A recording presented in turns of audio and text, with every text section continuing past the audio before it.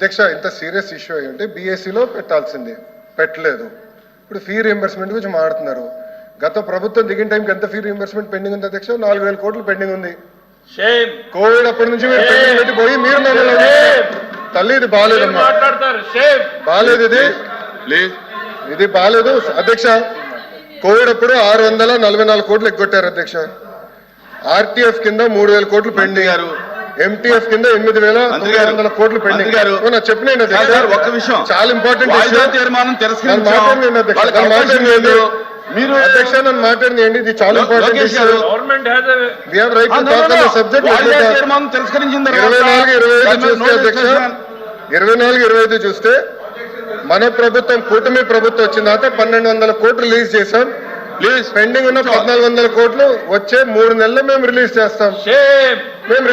మీరు 4,000 కోట్లు బకాయిలు పెట్టి మీరు మాట్లాడితే ఎట్లమ్మా?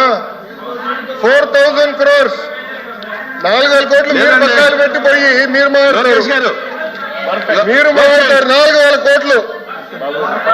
కోవిడ్ 644 కోట్లు కోవిడ్ ఎప్పుడు బకాయిలు పెట్టారు స్వామి? వాయిదా తిరస్కరించాము. ప్రశ్న ఏది కూడా రికార్డు కాదు. ఏంటో చెప్పండి మాకు. కూర్చోండి దయచేసి కూర్చోండి ప్లీజ్ కూర్చోండి.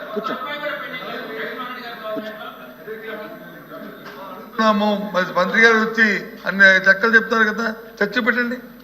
చర్చ చెప్తారు మంత్రి గారు అధ్యక్ష ప్లీజ్ కూర్చోండి. లోకేష్ గారు కూర్చోండి.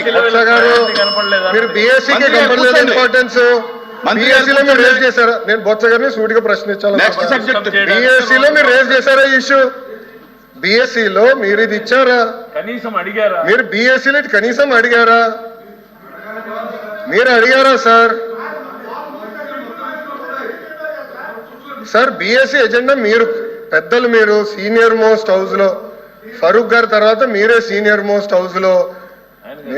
నేను మిమ్మల్ని కోరేది ఏంటంటే మీకు అంత ఇంట్రెస్ట్ ఉండుంటే మీరు కూర్చొని చైర్మన్ గారితో మాట్లాడి ఎజెండాలో పెట్టుంటే సమాధానం చెప్పినా మేము సిద్ధంగా ఉన్నాం. I have right sir. Sir LOP గారు I have right to answer. నాకు హక్కులు లేదా హౌస్ లో?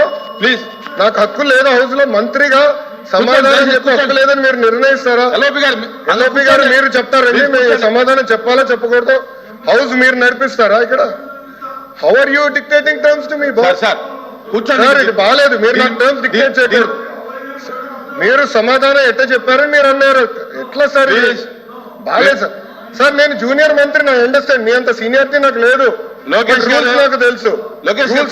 As a minister I have right to answer. I have right to answer.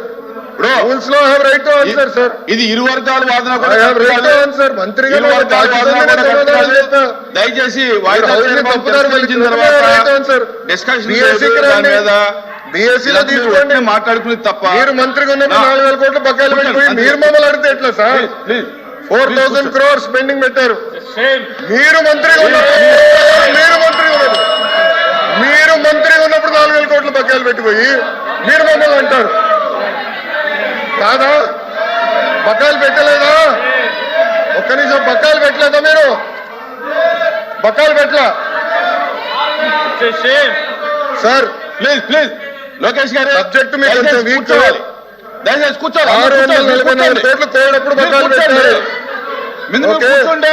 మంత్రి గారు 2021 Q4 683 కోట్లు బకాయిలు. 23-24 Q2 Q3 Q4 1,753 కోట్లు బకాయిలు. మీ టైంలో బకాయిలు పెట్టి ఎంటీఎఫ్ మీ టైంలో 895 కోట్లు బకాయిలు పెట్టి మీరు మమ్మల్ని అడుగుతారు సార్? లోకేష్ గారు అందుకే మీరు బీఎస్సీలో తీసుకురావాలా? మీరు బీఎస్సీలో అందుకే తీసుకురావాలి subject. Come to BSc, we will debate. I'm ready to debate on education. పోయినసారి బొత్స గారు మీరు వాకౌట్ చేశారు. పోయిన సెషన్ ఎడ్యుకేషన్ మీద నేను డిబేట్ చేసినప్పుడు మీరు అదే తలుపు నుంచి మీరు బయటకు వెళ్ళారు. I'm ready for debate. Education మీద చర్చించడానికి నేను రెడీ. మీ టైంలో 12 లక్షల మంది పిల్లలు ప్రభుత్వ పాఠశాలకు దూరట్టారో చర్చించడానికి నేను రెడీ. సరైన ఫార్మాట్ లో రండి, ఐ విల్ డిస్కస్.